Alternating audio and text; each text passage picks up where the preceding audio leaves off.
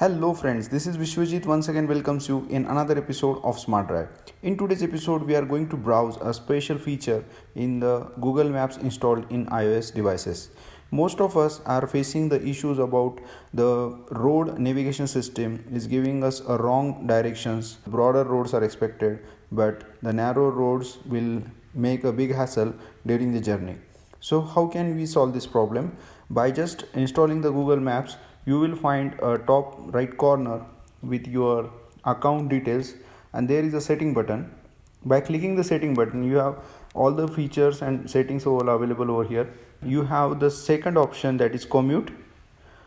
After inserting home and work address, the third option is how do you commute. So definitely you need to select drive a car.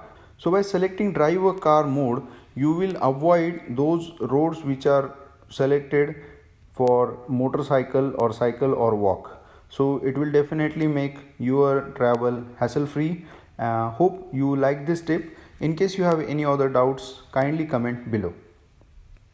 And we specially thank to our viewer Jay Pandya for asking this question to us. If you have any further questions, you are free to visit our special official website smartdrive333.com.